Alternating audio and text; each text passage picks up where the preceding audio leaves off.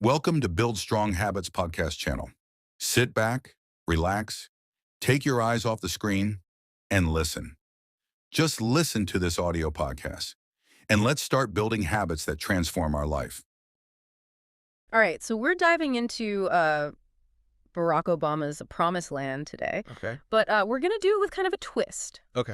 Instead of getting lost in the political weeds and all that stuff, we're really focusing in on like what are the takeaways for you? Right. Listening to this deep dive. Mm.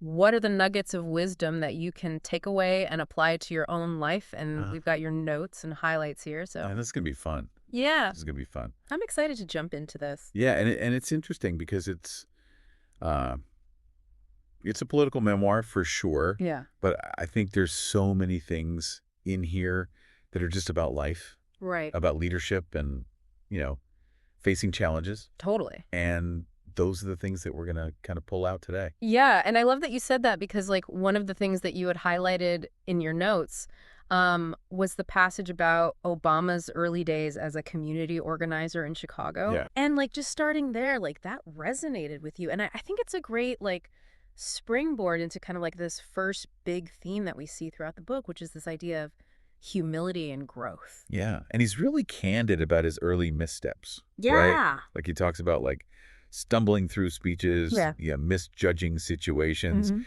And he even tells a story about like this disastrous attempt to wear a leather jacket to impress a potential voter.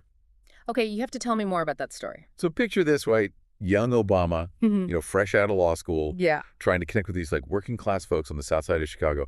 And he thinks, you know what I need to do to fit in? I'm going to wear this leather jacket. And it backfires so badly. He looks so stiff and out of place. Oh, no. Totally misreading the vibe. But what's important is that he owns the misstep. Right. He doesn't try to hide it or, blame anyone else. He reflects on it, laughs at himself, Yeah. and learns this really valuable lesson about authenticity. That's so relatable. I mean, who hasn't had like, a fashion faux pas or two, but like Totally. seriously, it speaks volumes about his ability to like grow and adapt. Right. To not let like those early stumbles like define him. Exactly. And it connects to this bigger idea in the book, which is the power of acknowledging our imperfections. Yes.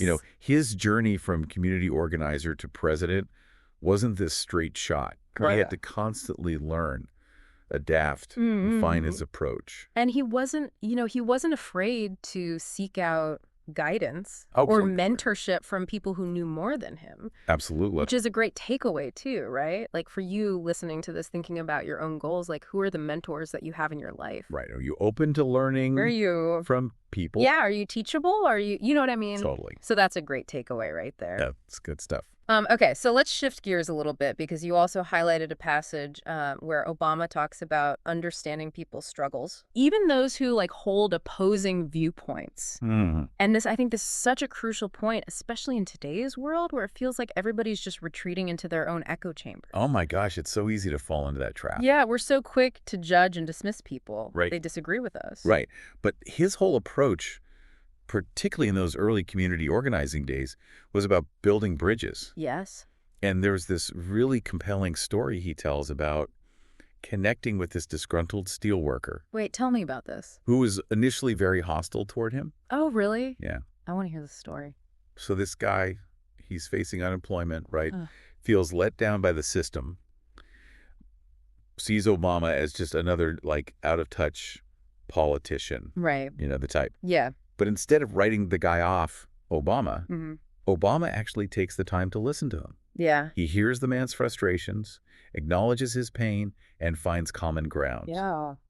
And they actually end up forming a bond and working together to advocate for policies that benefit the entire community. That's amazing. It highlights the power of like stepping outside of our comfort zones, Totally. engaging with people who see the world differently and finding that common humanity that we all share. So I'm curious, like for you listening, who are those people in your life who hold different views?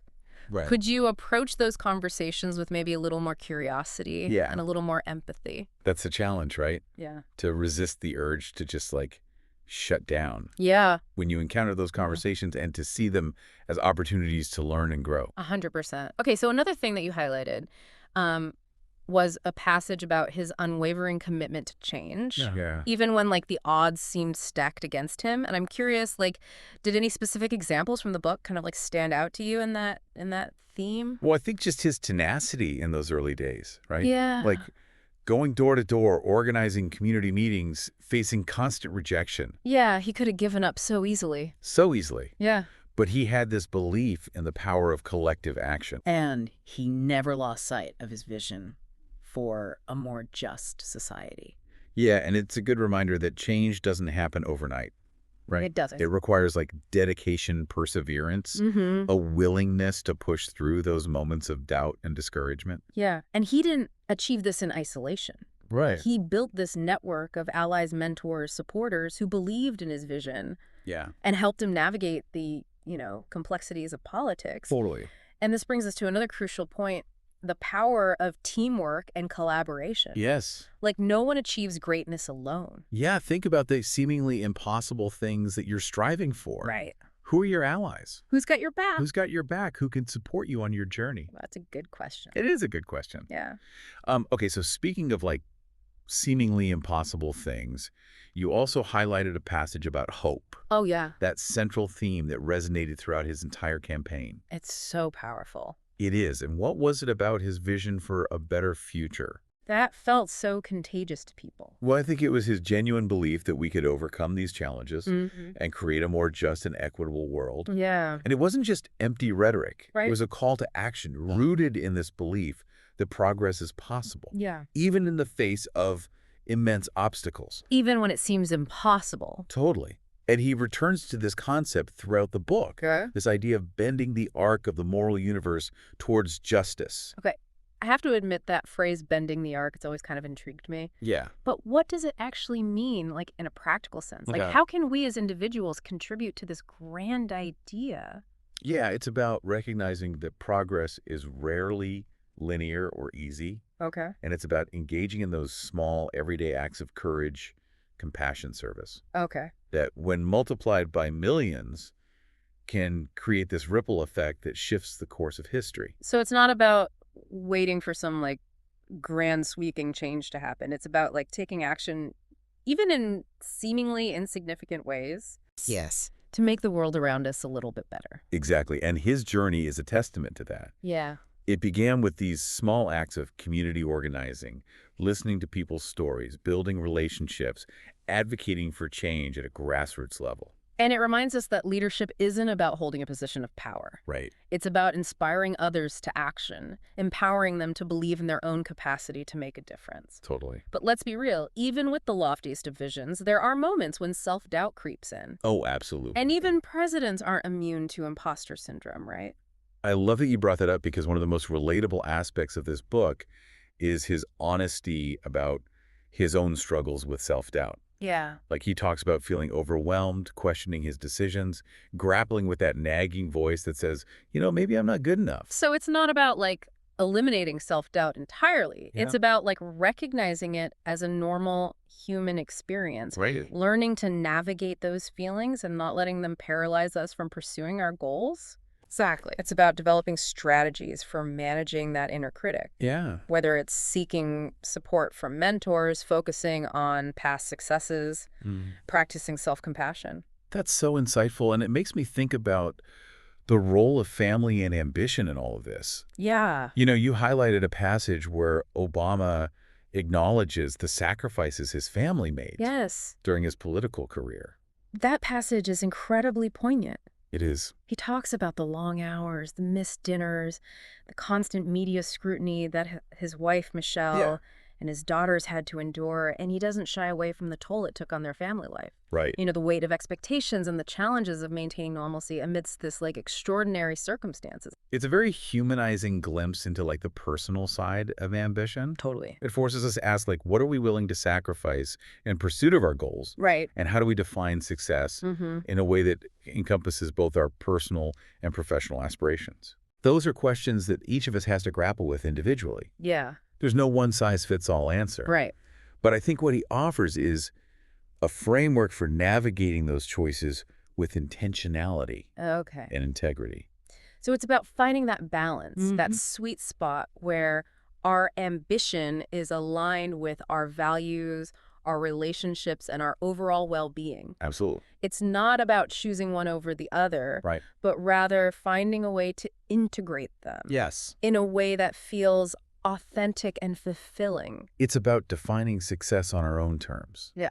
Recognizing that true fulfillment comes from living a life that is both purposeful and balanced. Yes. And, as we're talking about balancing ambition with, personal life and all that, Right. it's important to remember that, even with the best intentions, we're bound to make mistakes along the way. Oh, yeah, for sure. And that's something Obama addresses with, remarkable candor in the book. Totally. You actually highlighted a passage where he reflects on a specific decision, admitting that he would probably handle it differently now. Oh, yeah. I remember that.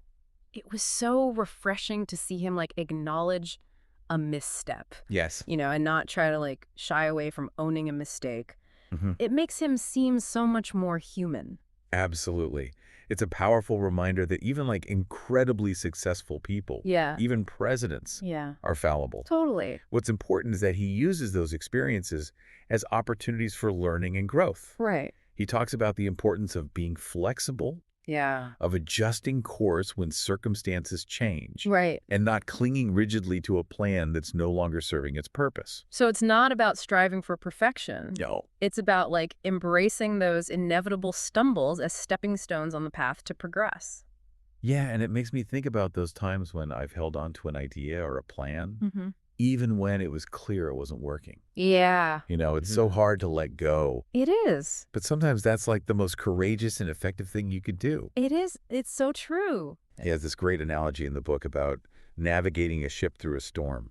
Okay. You can have the most meticulously charted course, Mm-hmm. but when the winds shift and the waves rise, Mm-hmm. you have to be willing to adjust your sails, Right. adapt to those changing conditions, Totally. and sometimes even change direction entirely. 100%. A powerful metaphor for navigating life's complexities. It is, because holding on to a plan, when the situation demands a change, of course, can lead to disaster. It's Right. like trying to fit a square peg in a round hole. Totally. It's just not going to work. Yeah. And speaking of navigating choppy waters, let's talk about his experience with criticism. Oh, yeah. You marked a passage where he talks about facing intense scrutiny and actually turning it into a learning opportunity. That's a crucial skill, It is. especially for someone in the public eye. Right. He was constantly bombarded with opinions, critiques, attacks from, both political opponents and even those within his own party. It's brutal. It's rough out there. It is. But what's remarkable is that he didn't let the negativity consume him. It's like he developed a filter, Yes.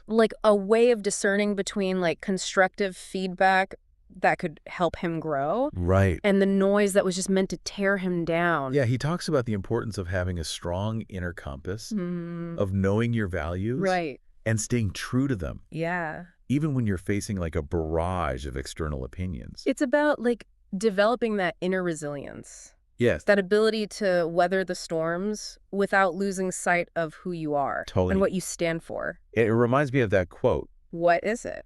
"What other people think of me is none of my business." Ooh, I love that one. Right. That is a good one. Because it's so easy to get caught up in seeking validation from others. Oh, yeah. But ultimately, our sense of self-worth should come from within. From within, yes, 100%. And, this ties into another key theme that you highlighted, Okay. authenticity. Oh, yes. You mark the passage where he talks about the importance of being true to himself, Mm-hmm. even when facing this immense pressure to conform. Yeah, And I think this resonates with so many people, especially in today's world, totally. where social media often encourages us to present this carefully curated version of ourselves. Oh my gosh, it's exhausting trying to keep up appearances. It is. It's like everybody's trying to project this image of perfection. Right. And it can make us feel so inadequate. Totally. We don't measure up. Right. But his journey is a reminder that true leadership and true fulfillment come from embracing our authentic selves. Yes. Flaws and all. Yes, love that. He writes about the importance of self-awareness, Okay. of taking the time to reflect on your strengths, Mhm. your weaknesses, Yeah. your values. Totally. And it's about being honest with yourself about what truly matters. Yeah. And then having the courage to live in alignment with those values, Yes. even when it's uncomfortable or unpopular. 100%. You know, Yeah. it's not about trying to be someone you're not. Right. It's about like uncovering and embracing the best version of yourself. It's about becoming who you're meant to be. Yes. Right. And that takes work.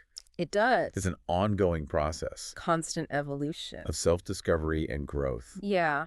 And speaking of consuming messages, Okay. we would be remiss not to mention one of the most powerful themes that permeates like the entire book. What's that? Hope. Oh, yeah. Even in the face of like seemingly insurmountable challenges. Right. His belief in a better future never seems to waver. You know, what struck me was that it wasn't this like naive or Pollyannish kind of hope. Right. It was a hope grounded in reality.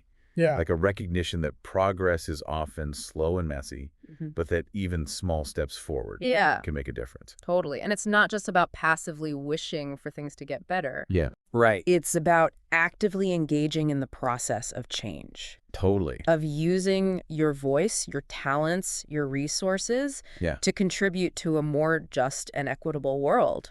He talks about how hope is a muscle that needs to be exercised. Oh, I like that. Right? It is a muscle. It's a choice we make every day to believe in the possibility of a better future. So it's not about ignoring the problem No. or pretending like everything's okay. Right. It's about acknowledging the challenges, Yeah. but also believing in our collective capacity to overcome them. And that kind of hope can be incredibly contagious. It can be. You're right. It is. It inspires us to action, Yes. to roll up our sleeves and get involved in creating the world we want to see. And it reminds us that we're not alone in this journey. Yeah, There are countless individuals and organizations working tirelessly to make a difference. totally. And we can all play a part in this collective effort. And speaking of collective effort, Mhm. you highlighted a passage where he talks about the importance of civic engagement. Oh, yeah. Of recognizing that democracy is not a spectator sport. It's a participatory sport. It is. Yeah. It requires us to be informed, to participate in the process, Yeah. and to hold our leaders accountable. He makes a powerful case for the idea that change doesn't just happen from the top down. Right. It requires the active involvement of everyday citizens, Yeah. of people coming together to demand better from their elected officials and to create the kind of communities they want to live in. And that can feel so daunting, It can. right? Like, what can one person really do Right. to make a difference in the face of such complex challenges? But his journey reminds us that even small acts of engagement Yeah, can have a ripple effect. it does. It's so true. You know, it starts with those conversations around the dinner table, Mm-hmm. those letters to our representatives, Yeah. those volunteer hours at a local charity. Those little things add up. They do. They really do. It's about recognizing that we all have a role to play and that our collective voices and actions can create this groundswell of change that can't be ignored. Yeah, and it's not just about like grand gestures or Right. political activism. Right. It can be as simple as like engaging in respectful dialogue Yes. with people who hold different viewpoints or supporting local businesses Totally. that are committed to ethical practices. So it's about finding those areas where our passions and our values Yeah. intersect with the needs of our community, Yes. and then taking action, however small it may seem, to make a positive impact. Love it. It reminds me of that quote by Margaret Mead. What's that? Never doubt that a small group of thoughtful, committed citizens can change the world. Indeed, it's the only thing that ever has. Powerful. Isn't that good? So good. And that brings us back to this concept of leadership, you know? Yeah.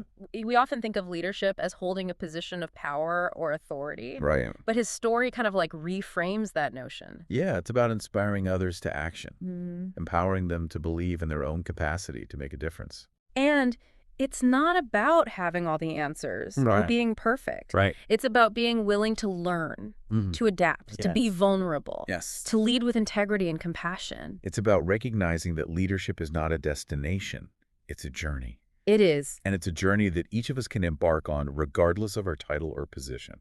So true. You know, as we've been kind of like talking about all this stuff about like hope and leadership and civic engagement, I keep coming back to this idea of balance. Yeah. Like Obama talks a lot about his own struggles Right. with work-life balance Yeah. and how demanding his career was on his family. You actually flagged a passage where he kind of reflects on like the toll it took on Michelle and his daughters. Yeah, it's a really candid and insightful passage. Yeah? He doesn't sugarcoat the challenges at all. No. He talks about the missed birthdays, the canceled vacations, Right. the constant pressure of living in the public eye. Yeah. It's a side of the story that we don't often hear about, right? The personal cost of ambition. Right. The impact it has on those closest to us. It makes you think, how do we define success? What are? What are our priorities? Yeah. Are we willing to make certain sacrifices in pursuit of our goals? It's tough. It is a delicate balancing act. Yeah. And there's no easy answer. No?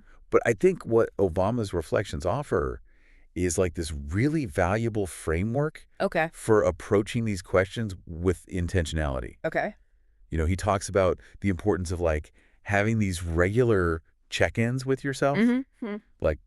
taking a step back and saying, are my actions aligned with my values? Yeah. Is my, pursuit of ambition coming at the expense of my well-being Right. or the well-being of my loved ones? It's so easy to get caught up in the hustle, Oh, it is. The striving. Yeah, and just lose sight of what really matters. Totally. Yeah. But his story is a reminder that success without fulfillment Right. is ultimately hollow. Yeah, and it's about recognizing that Success isn't a destination. it's not. It's a journey. It's about the relationships we cultivate, Yes. the impact we make, the lessons we learn along the way.